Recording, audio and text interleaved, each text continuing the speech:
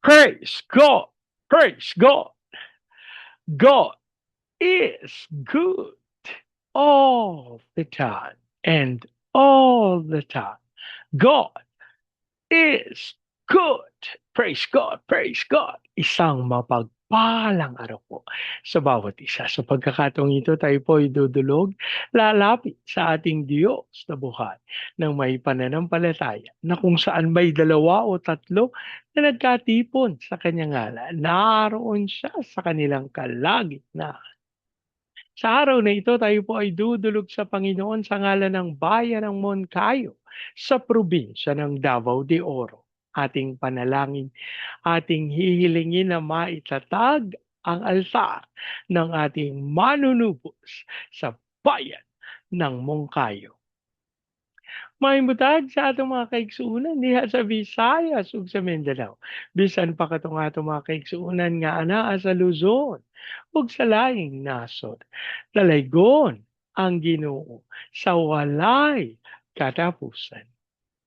Ang atin pong pagsambay mula sa Aklat ng Mga Awit, 89 na kabanata, ang talata po ay 16. Sa buong maghapoy ika'y pinupuri, ang katarungan mo'y siyang sinasabi. Sa buong maghapon, ika'y pinupuri.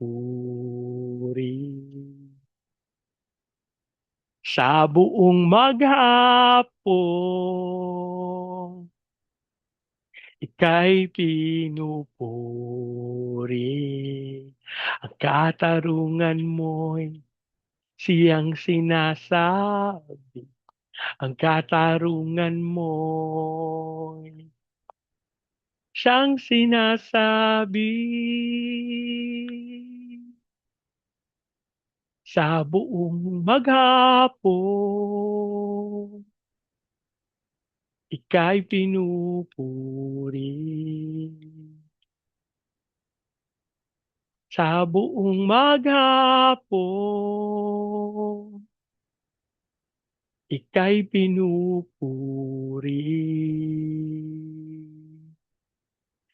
Ama naming Diyos na makapangyarihan sa lahat, kami po'y nagpapasalamat sa pagkakataon na minsan pang makadulog at pakalapit sa iyong banal na harapan. Ama, kami po'y nagpapakumbaba, humihingi ng tawad sa lahat naming pagkakasala at aming idinudulog ang paglilinis ng banal na dugo ng aming manunubos sa lahat ng karumihan, sa lahat ng kasalanan na aming naisip, nasabi, nagawa.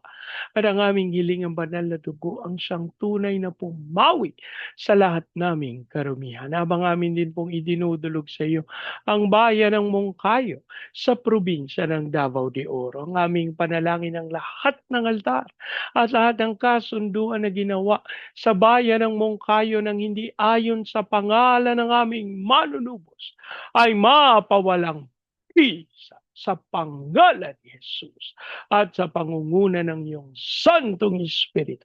Ang aming hiling ay maitatag ang altar ng aming Panginoong Heso Kristo sa bayan ng Moncayo. Maraming salamat po. Ang aming pag-asa, tinugon nyo at tinanggap namin ang aming panalangin sa pangalan ng aming Panginoong Hesus. Amen. Amen. Amen. Amen. Amen. Amen. Amen. Praise God. Praise God. Ang atin pong pagbubulay ay mula sa aklat ng Exodus. Sa 3 kabanata, ang talata po ay 11 at 12.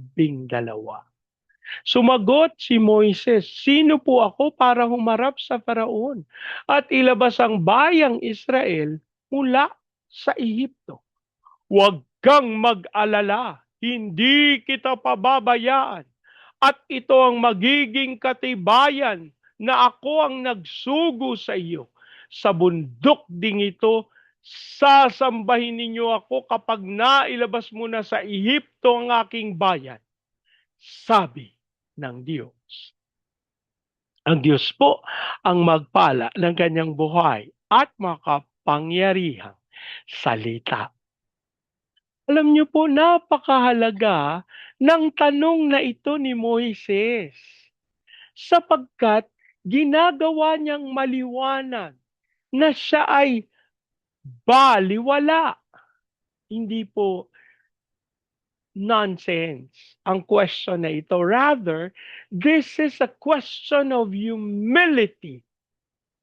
Kaya alam niyo po, kapagka tinignan niyo ang banal na kasulatan, si Moises po ang kinikilala na isa sa mapagpakumbabang lingkod ng Diyos. Ano po? He is educated in Egypt. Hindi po balewala yung karunungan na kanyang tinataglay. Kaya alam niyo po, sa ibang palabas, namamangha yung mga nakasama niya sa ibang lugar, paglabas niya ng Ehipto, sapagkat siya'y nakakabasa at siya'y nakakaunawa. Hindi po ito pangkaraniwan sapagkat sa kanila, yung mga palakad-lakad sa labas, yung mga palakad-lakad sa kalsada, patawarin niyo po ako sa salita, no? Mga mangmang, wala pong pinag-aralan. Sapagkat yan po mga pastol, ano po? Yan po mga mangangalakal, at hindi po mahalaga ang mga ganyang katayuan nung unang panahon. Ang kinikilalang mahalagang katayuan ay yung mga naglilingkod sa simbahan, yung mga nasa gobyerno, ano po, na kahit naman sa kasalukuyan, ganyan pa rin. Pero siyempre, iba na yun sa pangangalakal kasi ngayon ang negosyo, tinitignan na rin na mataas na profesyon. Pero nung unang panahon, naku, hindi po ganyan yung pagtingin. Kaya namamangha sila kapag ka merong palakad-lakad na marunong magbasa, na nakakaunawa, ano po, ng literatura. Pero ano yung tanong niya? Sino po ako para humarap sa Faraon? Sapagkat kinikilala ni Moises ang kapangyarihan at karunungan ng Faraon, sapagkat siya po ay educated patungkol sa kakayahan ng Faraon at kung ano yung kanyang mga magagawa. Kaya nakikita niya yung kanyang sarili na balewala sa harapan ng Faraon. Pero napakabuti po ng Diyos, sapagkat kahit siya, sabi niya, sino ako para ilabas ang bayang Israel mula sa Ehipto? Alam niyo po, nakatutuwa ang sagot ng ating Diyos na buhay. Sabi niya, huwag kang mag-alala, hindi kita pababayaan. Na, nakaka, nakakatuwa po itong salita ito sapagkat agad na pinawi ang anumang agam-agam na ikaw ay mag-iisa, na si Moises ay mag-iisa. Binura po agad yun kasi sabi niya, hindi kita pababayaan. Alam niyo po yung kasiguraduhan ng pagsama, tanging ang Diyos lang ang makapagkakaloob. Ang inyong pong lingkod ay labis na namamangha ng ating Panginoon sa lahat ng pagkakataon ay kinikilala ang pangangailangan natin na siya ay makasama. Alam niyo po, nakakatuwa sa kadahilan ng, di ba, bilang mga anak, kung itinuturing natin siyang magulang, yung pagsama at pangunguna ng magulang ay napakahalaga para sa mga anak. At ito yung laging sinisiguro ng Diyos na hindi tayo pababayaan. Matapos yung kanyang utos, nahaharap ka sa Paraon, ilalabas mo ang Israel mula sa Ehipto. Sabi ni Moises, "Sino po ako? Wala akong kakayahan, wala akong kapangyarihan, wala akong karapatan." Sabi ng Panginoon, "Hindi kita pababayaan." Sa ibang salita, sasambahan kita. Alam niyo po yung pagsama ng Panginoon ay isang napakadakilang karanasan na alam natin kung paanong later on gumawa siya ng mga himala na posible lang dahil siya ay kapisan nila. Ako po personally, I got so excited when I realized that God is doing great wonders sa buhay ng mga Israelita sa pamamagitan ng paglalabas sa kanila sa paghihirap sa Ehipto. Hindi ko po alam kung sino sa inyo sa kasalukuyan ang dumadaan sa isang mahigpit na pagsubok na pakiramdam nyo kayo ay nasa Ehipto, na kayo'y pinahihirapan, na nagsusumakit kayo, no? May mabigat na karanasan. Sabi ng Panginoon,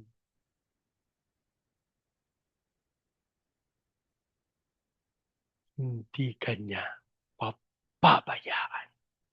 At meron siyang katibayan, meron siyang proof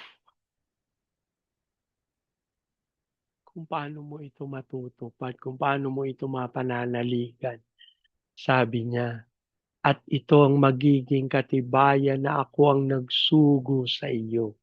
Sa bundok din nito, sasambahin ninyo ako kapag nailabas mo na sa Ehipto ang aking kakayahan. Napaka, napakadakila nung katibayan. You're going to worship me here. Alam niyo po, yung pagsamba sa Panginoon, hindi yan baliwala.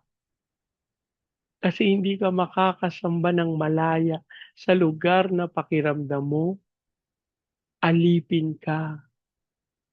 Pero kapag inihatid ka ng Panginoon dun sa ipinangakong lupain para sa iyo, walang makakahadlang sa pagpupuri at pagsamba sapagkat tunay ikaw ay kanyang pinalaya na.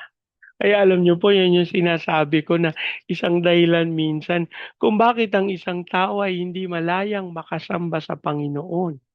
Meron pa siyang binibitbit na sa kanyang pakiramdam, hindi pa siya malaya sa harapan ng Panginoon. Pero gusto ko pong maunawa ng bawat isa sa atin na ang pagsama at pangunguna ng Panginoon mapatutunayan sa pamamagitan ng ating pagsamba sa Kanya. Paano ito mapangyayari? Simple lang. Hindi tayo mabubuhay sa landas ng takot, sa landas ng pag-aalala, kundi sa landas ng pagsamba. Manalangin po tayo. Ama naming Diyos na makapangyarihan sa lahat. Maraming salamat po sa paglaya. Maraming salamat po sa kalayaan na iyong ipinagkaloob. Kami po, Panginoon, ay nagpapakumbaba, humihingi ng tawad sa pagkakataon na hindi namin nilakaran at ginanap ang iyong dakilang kalooban. Kami po ay humihingi ng tawad at dumadalangin sa iyo, Amang Diyos. Ipahintulot mo na ang landas na aming tahakin ay ang landas ng pagsunod at paglilingkod sa iyo. At sa pangalan ni Jesus, hayaan mo, Amang Diyos, na mapawi ang anumang takot, pangamba, pag-aalala. Ipahintulot mo na magkaroon kami, Panginoon, ng kalayaan sa pagsamba, maging dahilan nito upang maipagkaloob namin sa iyo ang pinakamainam na papuri at pasasalamat sa pangalan ng aming Panginoong Yesus. Dalangin din po namin, Panginoon, na ikaw ang kumilos sa aming buhay upang tunay kami ay lumakad sa iyong katwiran sa pangalan ni Jesus. Amin din pong idinudulog sa iyo, Panginoon, ang bayan ng Moncayo sa probinsya ng Davao de Oro. Ang aming panalangin, ikaw po ang magkaloob ng unawaan. Ikaw po ang magkaloob ng pagkakaisa sa katawan ng aming Panginoong Hesukristo sa bayan ng Moncayo. Ang aming hiling, Amang Diyos, mapangyari ang iyong naisin na magtagumpay ang katawan ng aming Panginoong Hesukristo at ang iyong Santong Espiritu sa pagtatatag ng altar ng aming manunubos sa bayan ng Moncayo. Hayaan mo, Amang Diyos, na ang altar na ito ang siyang maging luklukan ng aming manunubos, maging dahilan kung saan siya mapapapurihan, masasamba at madarakila. We declare the fire of revival sa bayan ng Moncayo. Hayaan mong dumaloy ito sa Baguio City, Cagayan de Oro, Legazpi, Lipa, Manila, Pampanga, Pateros. Kilusan mo ng may kapangyarihan ng mga bayang ito. Maluwalhati ka sa lahat ng pagkakataon. Hayaan mo rin, Panginoon, na magkaroon ng kaunlaran upang dumaloy sa buong Luzon, Visayas at Mindanao. Ipahintulot mo na magtagumpay ang aming bayan sa pagganap ng tawag mo as the launching pad of the gospel, as a missionary sending country, and as the America of Asia in the height of its glory. Dasal din po namin ang pagsama mo sa aming mga misyonero sa iba't ibang panig ng daigdig. Ikaw ang manguna sa aming mga OFWs na tinawag mo bilang overseas Filipino witnesses. Hayaan mong mapangyari ang iyong dakilang kalooban sa pamamahayag ng iyong salita sa iba't ibang bayan. At dasal din namin ang pangunguna mo sa aming mga training agencies, katulad po ng Main Lifeline, Asian Center for Missions, Elijah House Philippines Church, Renewal Asia Pacific International Institute Studies. Ikaw po ang patuloy na magpahayag at magkaloob ng kapangyarihan upang ang iyong salita ay tunay na maipahayag sa mga lugar na pinagdadalan mo sa mga misyonero sa pangalan ni Jesus. Dasal din namin yung aming mga tagapanguna, si President Marcos, Vice President Duterte, ang Senado, Kongreso, Judiciary, Military, Police, Local Government. We declare the fear of the Lord na maghari sa aming gobyerno. Lord, ang aming panalangin, kilusan mo ng may kapangyarihan, malantad ang lahat ng kasinungalingan ng kaaway, at iyong ipagkalubang husga ng katapatan. Habang aming idinudulog din sa iyo ang pangunguna at pagsama mo sa bansa ng Vietnam, Cambodia, Myanmar, Laos, Thailand, Malaysia, Singapore, Indonesia, Brunei. Kilusan mo ng may kapangyarihan ng mga bayang ito, mapangyari ang dakilang kalooban mo at tunay kang maghari sa pangalan ni Jesus. Gayun din sa Hong Kong, Macau, Taiwan. Kilusan mo, Panginoon, ng Japan, China, South Korea, North Korea, Brazil, Russia, America. Lord, mangyari ang iyong hula sa kanila to start the fire of revival in places where you put them. Dasal din namin ang iyong pagsama sa bansang Israel as we declare peace in Jesus' name. Maraming salamat. Inaangkin namin, tinugon nyo, tinanggap namin ang aming panalangin sa pangalan ng aming Panginoong Yesus. Amen. Amen. Amen. Amen. Amen. Amen. Amen. Praise God. Praise God. Sa pagkakataong ito, hayaan niyo pong salitain ko ang basbas ng Panginoon sa inyo at sa inyong sambahayan. I declare the everlasting love of the Father. I declare the unending blessings of the Son. I declare the sweet, sweet, sweet fellowship of the Holy Spirit now and forever. I declare there's no house and lot with parking, with a new vehicle, and with a flourishing business. In Jesus' name, amen, amen, amen, amen, amen, amen, amen, amen. Praise God.